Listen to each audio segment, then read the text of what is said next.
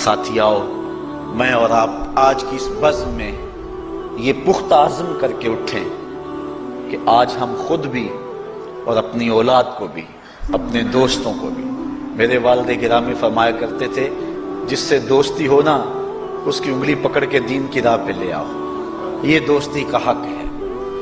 اس کے لیے آپ بہت کچھ کرتے ہیں لیکن اگر اس کو دین نہیں دیا تو کچھ بھی نہیں دیا۔ کوشش کرو میرا دوست ہو اور جہنم میں جائے۔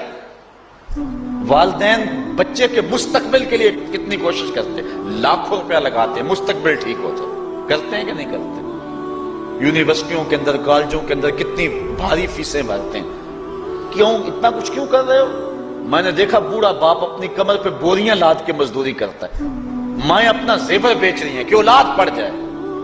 میاں اتنا کچھ کیوں کر رہے ہو؟ جی مستقبل ٹھیک ہو جائے۔ یہ مستقبل کتنا ہے؟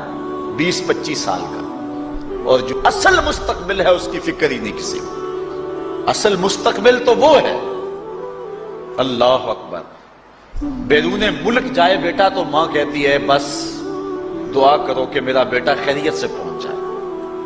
بیٹی کی شادی کرتی ہے تو ماں کہتی ہے دعا کرو کہ اپنے گھر میں اس کو چین مل جائے۔ کسی کا انٹرویو ہوتا ہے، لوگ کہتے ہیں جناب دعا کرو کہ اس انٹرویو میں وہ کامیابی سے گزر جائے۔ میں کہتا ہوں جب قبر میں اترتا ہے پھر کسی نے آ کر کبھی نہیں کہا کہ دعا کرو مشکل گھڑی آ گئی ہے خیریت سے گزر جائے۔ اصل امتحان تو یہ ہے، اگر اس امتحان سے گزر گیا تو کامیابی اور بامرادی۔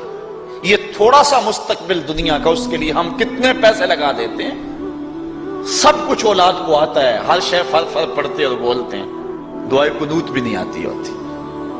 تو ہم اپنی اولاد کے لیے دین کا تحفہ اس کو کبھی نہ چھوڑیں۔ اللہ اکبر، کوشش کریں، محنت کریں۔ حضور نبی رحمت صلی اللہ علیہ وآلہ وسلم نے ان بد عمل واعظین کی بات بھی کی ہے کہ جو لوگوں کو نیکی کا حکم دیتے ہیں اور خود اس پہ عمل نہیں کرتے۔ آج ہمارے کچھ واعظین لوگوں کو تو واضح و تلقین اور نصیحت کرتے ہیں اور خود نماز میں سخت سستی کا ارتکاب کرتے ہیں، اور جس سے قوم کے اندر نماز میں سستی عملاً پیدا ہو جاتی ہے۔ کوئی عرس کی تقریب ہو، کوئی محفل نعت ہو، کوئی جلسہ ہو، کوئی شادی کی تقریب ہو، نماز کے وقت کا پورا خیال رکھا کریں اور اس بات کا لحاظ رکھا کریں۔ بلکہ ہمارے ہاں ایک عجیب سا فیشن ہے اور عجیب سی بات ہے، میں بڑا حیران ہوا کرتا ہوں کہ عشاء کے بعد جب جلسے ہوتے ہیں نا ہمارے مساجد کے اندر، تو مغرب سے اعلان شروع ہو جاتا ہے آج رات فلاں صاحب خطاب فرمائیں گے، اور پھر جب نماز عشاء ہوتی ہے تو ہمارا نقیب محفل کھولتا ہے لاؤڈ سپیکر اور وہ اعلان کرتا ہے حضرات جماعت ہو چکی ہے، اب مسجد میں آ جائیں۔ یعنی یہ نماز کو ہلکا کرنے والی بات ہے۔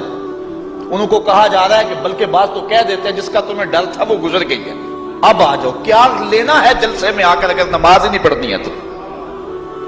ممبر و محراب کے جو ذمہ دار ہیں ان سے جو ہے وہ عجیب و غریب قسم کی جو ہے وہ حرکات سکنات سرزد ہو رہی ہیں۔ یہ جو جہل نقیبوں کا ایک غول آ گیا نا، یہ بھی ایک بہت بڑی مصیبت ہے۔ ایک تو بے تحاشا القاب، دوسرا دین کی روح سے ناشنائی۔ وہ کسی نے کہا تھا نا کہ پہلے حضرت غوث پاک ولی بناتے تھے، چور سے کتب بناتے تھے، آج کل ہم بناتے ہیں۔ کہا تم کیسے؟ کہا ہمیں پتا ہوتا ہے یہ چور بیٹھا ہوا ہے، کہتے ہیں غوث زمان اور کتب دوران۔ بے تحاشا اور بے تکا انداز، اور پھر دین کی روح سے یہ ناشنائی کہ باقاعدہ اعلان ہوتا ہے جناب جماعت ہو چکی اب تو آ جاؤ۔ تو کیا کرنا ہے ساری رات جاگ کے اگر عشاء کی نماز ہی نہیں پڑھی تو نماز کو ہلکا کیا گیا ہے۔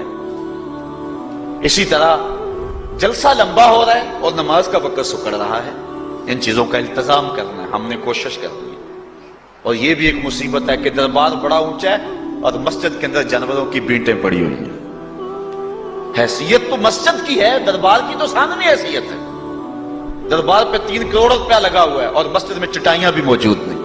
اپنے بھی خفا مجھ سے ہیں بیگانے بھی ناخوش، کہ زہر حلاحل کو کبھی کہہ نہ سکا کند، بات وہی کہتا ہوں سمجھتا ہوں جسے حق، میں ابلہ مسجد ہوں نہ تہذیب کا فرزند۔